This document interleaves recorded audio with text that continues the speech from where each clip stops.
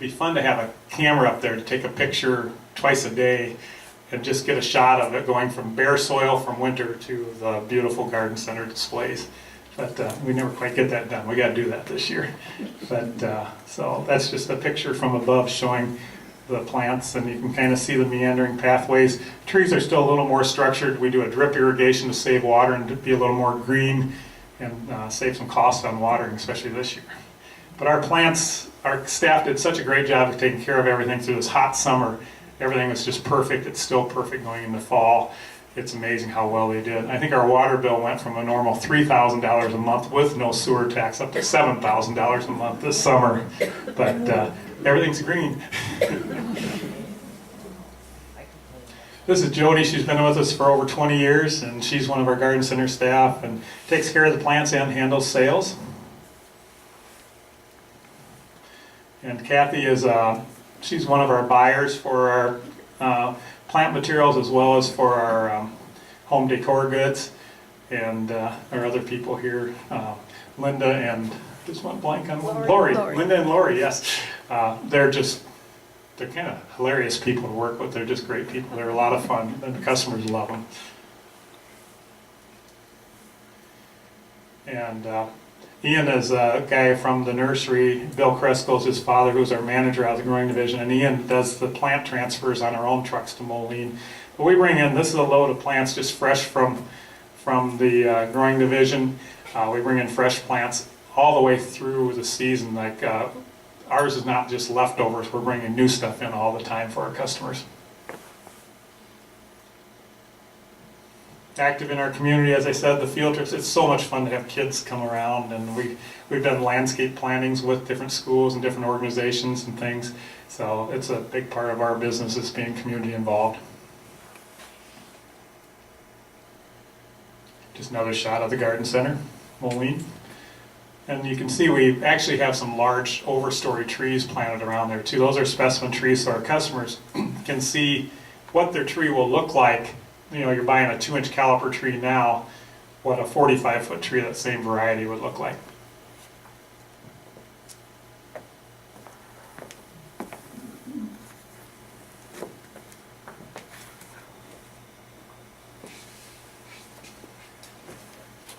Just some pretty plants, just a few shots. We'll just kind of go through this, but this is all the garden center area.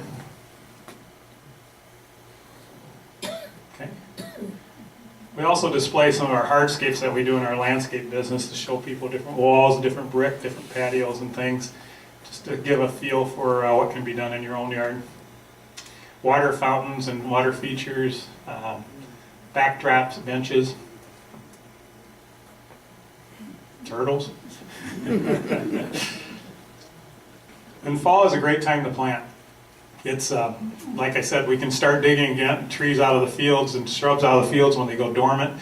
So we actually start digging again here soon and start producing plants for next spring as well as for your needs now. At present we have 6 designers and 20 landscape crew members. Our registered landscape architects and ornamental horticulturist designers. We have 5 designers right now. We do residential and commercial. A lot of people think we just do huge jobs. We are structured, we have 4 one-man crews who go out and plant 1 shrub, 2 or 3 perennials, on up to a Trinity Hospital size project. Low voltage lighting, irrigation, design and installation, and we serve a 90-mile radius. We do a lot of work even in Dubuque, Iowa. Here's a sample of our hardscapes with a putting green. Just an outstanding project. Oh, that'd be nice.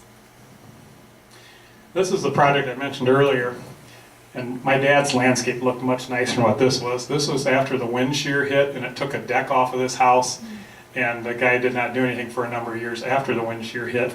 But then I was on the crew that installed all the railroad ties and things on this project, and then I designed this, and our crew installed all the brickwork, new deck, gas fire pit, stairways, different levels. But things have changed a lot more selections than there used to be. This would be a sample of a walkway up to the front of a home with the piers, but just a very natural setting. Just fun to see the different things you can do. banding of walkways, sample of low voltage lighting, seating wall. Hardscapes have changed. Like I said, it used to be railroad ties and Parrington paver. Those are our only selections back in the early 70s. A little piece of our garden art into a setting, and we just try to create landscapes that are in harmony with your home, with your style, with your needs.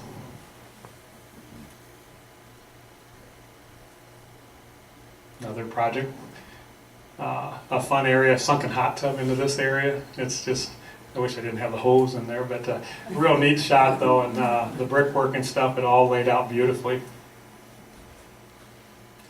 Like we said, no project's too large or too small. Small, quaint patio to one shrub or a couple perennials, we can handle it.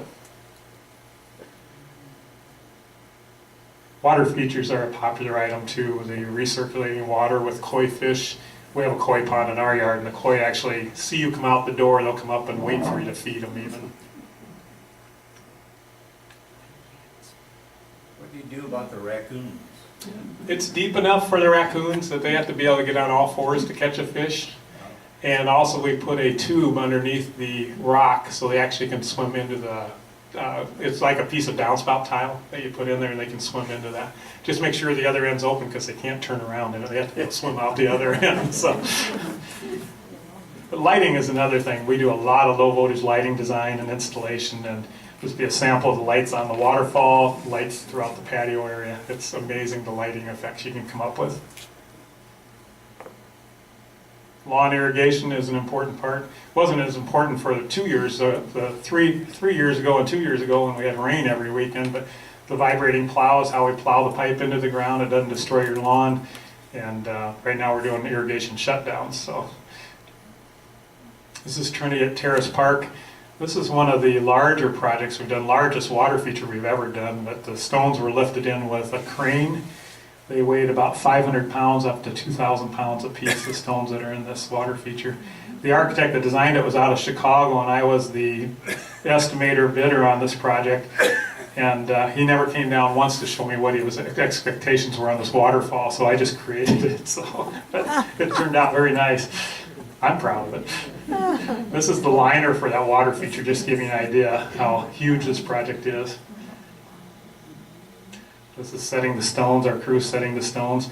This is a union project too. We have a union corporation as well as our non-union corporation. The union corporation would be for impact jobs and jobs that require union labor. There's the finished project. I got my nose in one picture down there just to prove I was there. But this is the irrigation of Trinity at Terrace Park. We drilled a well for the irrigation on this project, and the entire site is irrigated off of a well rather than city water. Oh. This is a project at John Deere Administration Building, the east side of the building.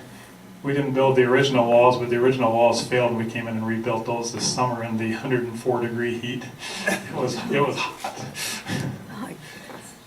Here you can see how things have changed from no tractors to skid steers and mini X's and different pieces of equipment working with our crews.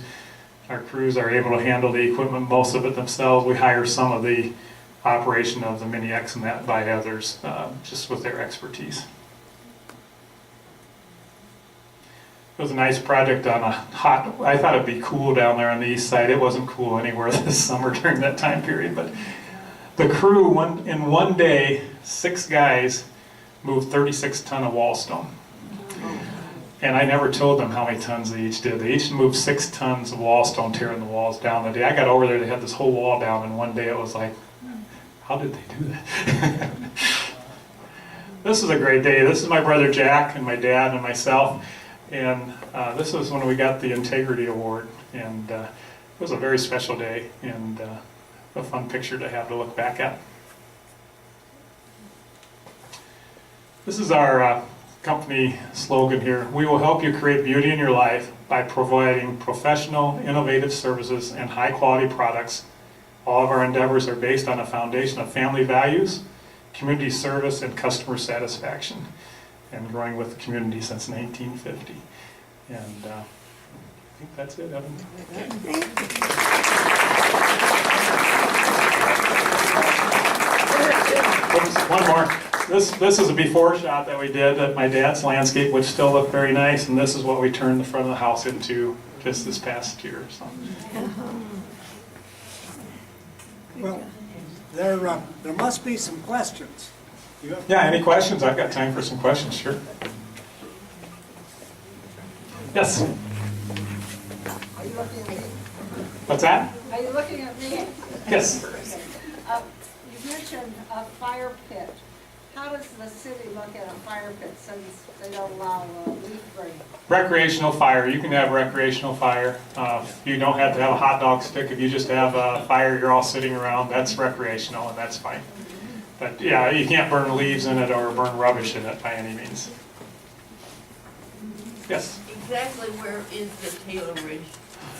If you go out Route 67, where it goes from 4-lane to 2-lane, turn right, and you'll head west, and you'll go past Taylor Ridge Grade School, and we're just about a half-mile past Taylor Ridge Grade School.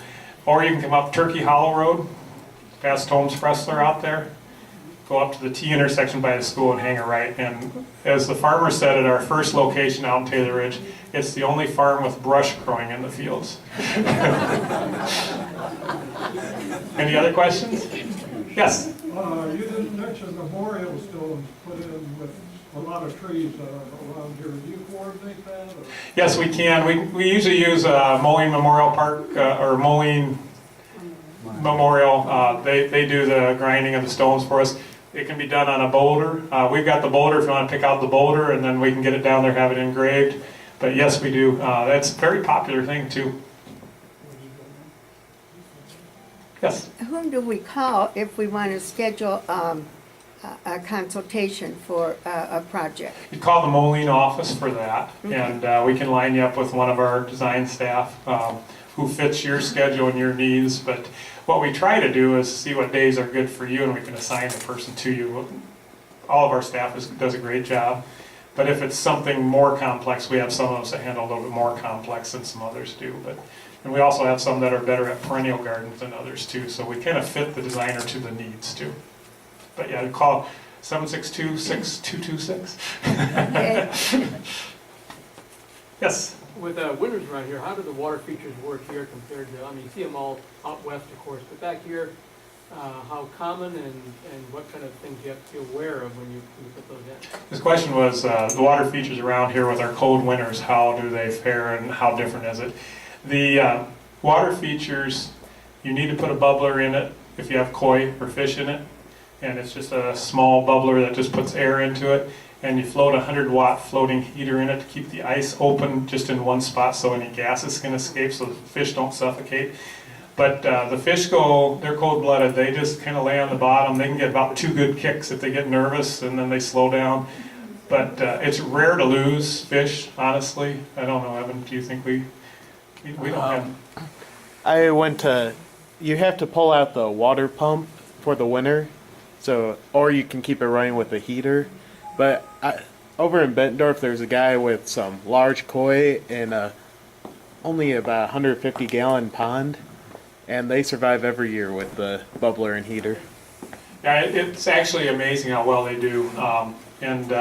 The bubbler and the little floating heater, the floating heater is essential to keep so you get the carbon dioxide out of the water system. Otherwise, they don't get enough oxygen flow. And the bubbler is putting fresh oxygen into the water that way. So they do work very well. They're great. We love ours. And ours that we cover with a cherry tree netting when the leaves are falling, so it kind of keeps some of the debris out of it. And then when the fall's over, you can take that off if you want to keep it running. But some people run them all winter long. They put a heater in it. If you ever have a power failure in the winter and your heater goes off, that's when you have damage to your fish because they got to slowly acclimate to the cooler water, though.